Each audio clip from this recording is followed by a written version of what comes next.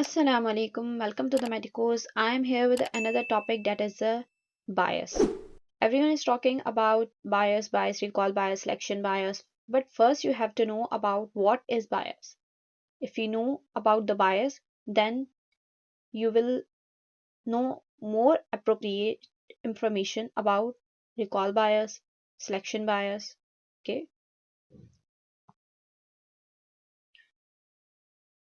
First, we start from the definition that is a systemic error.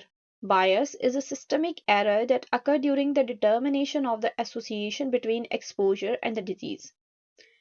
जब भी आप exposure और डिजीज का बाद आपस में रिलेशनशिप देख रहे होते हो, एसोसिएशन देख रहे होते हो, तो उसकी स्टडी के दौरान या उसके स्टडी जो आप कर रहे हो, सपोज करें केस कंट्रोल स्टडी कंडक्ट कर रहे हो, तो उस स्टडी के कंडक्ट करने के दौरान या फिर आपने जब डिज़ाइन किया तब या एनालिसिस के दौरान कहीं ना कहीं आपसे एक एरर हो गया, that is a systemic error और you can say a non random error, उसको हम कहते हैं बायस.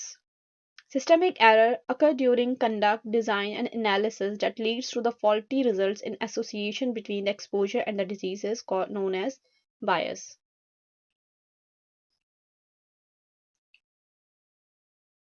I hope we are clear what is a bias. अब हम देखते हैं कि why we perform study. हम जो भी स्टडीज परफॉर्म करते हैं रिसर्च के अंदर क्यों परफॉर्म करते हैं, उनका पर्पस क्या है. तो हमारे पास दो हमारे रीजंस होते हैं जिस वजह से हम स्टडी परफॉर्म कर रहे होते हैं. एक तो हम एसोसिएशन देख रहे होते हैं और एक कॉजलिटी देख रहे होते हैं. एसोसिएशन हमारे पास क्या है, दो variables present more often two variables present more often together than the expected by chance. अब हमारे पास सपोज करें लंग कैंसर हमारे पास होता है स्मोकिंग से, तो हमारे पास ये जो वेरिएबल्स है ना, आपको ये मोर ऑफन साथ ही मिलेंगे. ऐसा नहीं हो, सपोज 50 पेशेंट है, फॉर एग्जांपल 50 पेशेंट हैं जिनमें से 50 पेशेंट में से हमारे पास क्या है कि 50 के 50 स्मोकिंग करते हैं और लंग कैंसर से प्रेजेंट हुए हैं हमारे पास 48 केसेस. 48 केसेस जब हमारे पास रिपोर्ट हुए हैं, दैट मीन्स कि इनकी जो एसोसिएशन है मोर ऑफन है देन बाय चांस. अगर ऐसा होता 50 में से सिर्फ 5 को या 3 को कैंसर होता तो ये तो मतलब बाय चांस हो गया, ठीक है, 3 लोगों को हो सकता है उसके और भी रिस्क फैक्टर्स हों साथ में, लेकिन नहीं, 48 केसेस रिपोर्ट हुए हैं. तो ये हमारे पास दो वेरिएबल्स वो हो गए जो हमारे पास मोर ऑफन एक्सपेक्टेड होते हैं टुगेदर.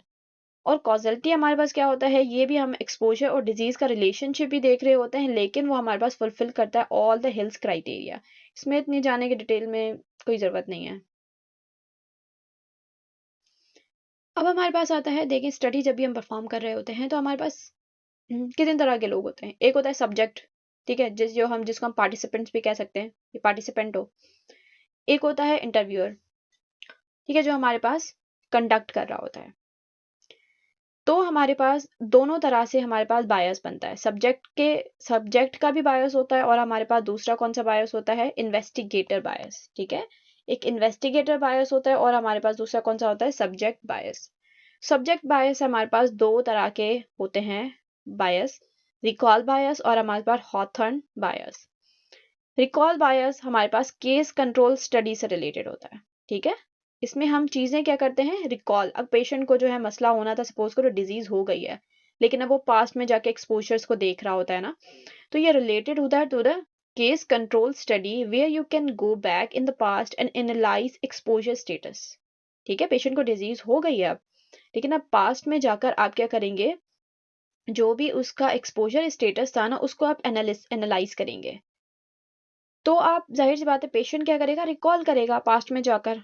तो इस वजह से हमारे पास कभी कभार मसला क्या आता है कि सपोज करें, वैसे मैं समझाती हूँ, नीचे एग्जांपल भी दी हुई है, वो पहले पढ़ लेते हैं. Lung cancer patient recall he had done smoking in the past but healthier ones do not recall. ठीक है, रिकॉल बायस में क्या होता है, पास्ट में आपने जाकर याद करना है. तो जिसको आपने 50 केसेस लिए थे ना, 48 को कैंसर हो गया, ठीक है, 48 को चलो कैंसर हो गया. अब ये है कि उनको तो याद होगा, अब उनको कैंसर हुआ हुआ है, आप पास में उनसे जाके जब मतलब उनके पास के एक्सपोजर के स्टेटस के बारे में आप उनसे पूछेंगे तो वो आपको बोलेंगे कि हाँ वो स्मोकिंग करते थे. ठीक है, भले वो कुछ पीरियड के लिए, अब उन्होंने भले छोड़ दी हो लेकिन उन्होंने 10 साल की है, 20 साल की है, ठीक है, स्मोकिंग की हिस्ट्री ज़रूर उन्हें अपनी याद होगी।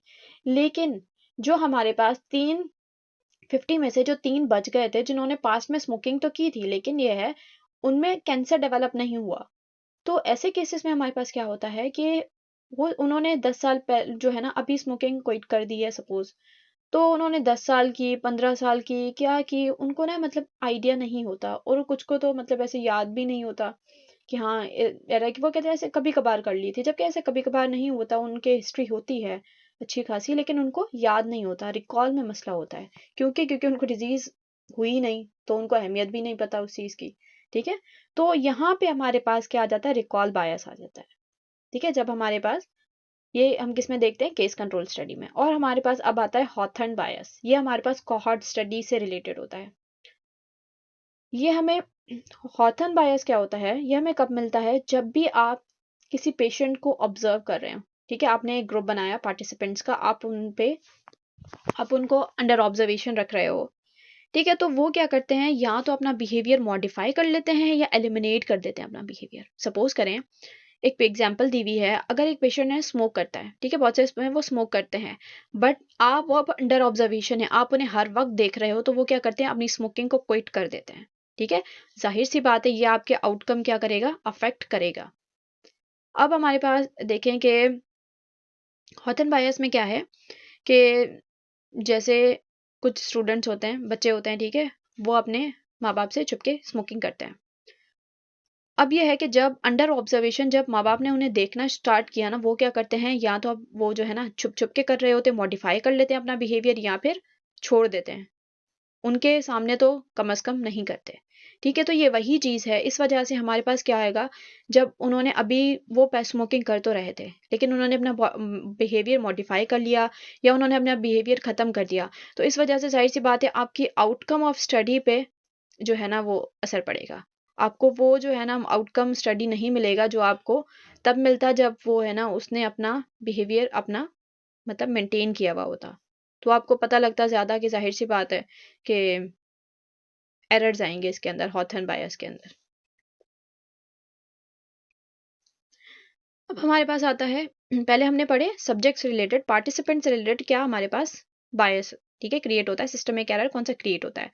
अब हम आते हैं इन्वेस्टिगेटर बायस। इन्वेस्टिगेटर बायस में हम देख रहे होते हैं हमारे पास 3 तरह के आ जाते हैं, सिलेक्शन बायस आ जाता है, इंटरव्यूअर बायस आ जाता है, इंफॉर्मेशन बायस आ जाता है। सिलेक्शन बायस हमारे पास क्या है, ये भी हमारे पास, ये ज़रूर याद रखिएगा कि इसमें है केस कंट्रोल स्टडी के अंदर आता है। ठीक है, सिलेक्शन बायस हमारे पास आता है केस कंट्रोल स्टडी में, और रिकॉल बायस भी हमारे पास किसके अंदर आ रहा था, केस कंट्रोल स्टडी के अंदर आ रहा था। तो हमारे पास ये है कि अगर we select patient that are going to give results that I want, selection bias में क्या होता है, आप सपोज करें आप लिंक देखना चाहते हो कि स्मोकिंग के कितने पेशेंट्स को लंग कैंसर हो रहा है, ठीक है, तो आप वही बंदे चूज करोगे जो स्मोकिंग कर रहे हैं, आप सिलेक्ट करोगे ना।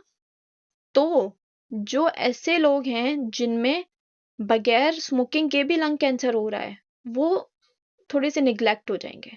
ठीक है, क्योंकि आपने तो सिलेक्टिव एरिया चूज कर लिया वहां से। अब ये है कि आपने ओवरऑल अगर आप देखना वर्ल्ड वाइड देखना चाहते हो, ठीक है, लंग कैंसर का रेशियो स्मोकिंग से रिलेटेड नहीं, वैसे ही, तो वहां एरर आएगा, क्योंकि आपने सिलेक्शन की है सिर्फ और सिर्फ स्मोकिंग वाले बंदों की। तो वैसे तो नहीं होता सिर्फ और सिर्फ स्मोकिंग से ही कैंसर हो रहा है, लंग कैंसर, दूसरे भी कॉजेज हैं। ठीक है, तो हमारे पास वही है कि यहाँ पे सिलेक्शन बायस आएगा। क्यों? क्योंकि आपने वही पार्टिसिपेंट्स यूज किए जो आपको रिजल्ट चाहिए था, आपने दूसरों को साइड कर दिया। अब हमारे पास आता है इंटरव्यूअर बायस। इंटरव्यूअर बायस हमारे पास मोर टाइम टू केस, अब इसमें क्या होता है कि इंटरव्यूअर, अब हमारे पास जैसे केस कंट्रोल स्टडी है, केस कंट्रोल स्टडी में हमारे पास 2 तरह के ग्रुप होते हैं, एक केसेस वाला ग्रुप होता है, एक हमारे पास कंट्रोल ग्रुप होता है। अब अगर बंदे को पता है कि ये मेरा ना केसेस वाला ग्रुप है, ये मेरा कंट्रोल ग्रुप है, ठीक है, ये एक्सपोज नहीं हुए हुए, ठीक है, इनका एक्सपोजर बंद है, ये एक्सपोज है, उसको होगा कि जाहिर सी बात है मुझे यहाँ बेनिफिशियल जो है ना ज़्यादा मिलेंगे, केस ग्रुप के अंदर मुझे बेनिफिशियल जो मुझे रिजल्ट चाहिए, जो मुझे एसोसिएशन चाहिए, वो मुझे ज़्यादा मिलेगी। तो जाहिर सी बात है वो उस तरफ ज़्यादा इंक्लाइन होगा, वो उस तरफ ज़्यादा टाइम देगा। तो ये मसला क्या आ जाएगा इंटरव्यूअर बायस के अंदर, ठीक है। ये इंटरव्यूअर जो है उसने हम उसमें उसकी वजह से सिस्टम में एक एरर आ रहा है, क्योंकि वो ज़्यादा टाइम, वो इक्वल टाइम दे दोनों के अंदर, ठीक है, केस कंट्रोल और कंट्रोल ग्रुप के अंदर, लेकिन ऐसा नहीं हो रहा, क्योंकि ये हमारे इंसान की जो है ना नेचर है कि ऑब्वियसली उसे जहाँ मतलब इंक्लिनेशन फील होगी, जहाँ उसे अपना फ़ायदा दिखेगा वो वहाँ ज़्यादा टाइम देगा। अब हमारे पास आता है इन्फॉर्मेशन बायस। इन्फॉर्मेशन बायस क्या है कि जब भी आप रिकॉर्ड्स बना रहे होते हो, आपकी उसमें डेटा कलेक्शन के अंदर या फिर जो है आपकी कैलकुलेशन के अंदर कहीं ना कहीं एरर आ जाता है, आप गलती कर देते हो, तो उस वजह से इनकरेक्ट एसोसिएशन आ जाता है exposure and the disease in the disease person and the non disease person. जब आप disease person non disease person को आप कंपेयर कर रहे हो तो रिलेटिव रिस्क देख रहे होते हो, तो कभी कभार आपके पास क्या होता है, आप गलत डेटा इनपुट कर लेते हो, गलत इंफॉर्मेशन जो है ना आप ब्लॉक कर लेते हो, जिस वजह से आपके पास क्या आता है, इंफॉर्मेशन बायस क्रिएट होता है। So this is a short lecture about the bias. Thank you. If you like the lecture, kindly do subscribe, like and share. Thank you.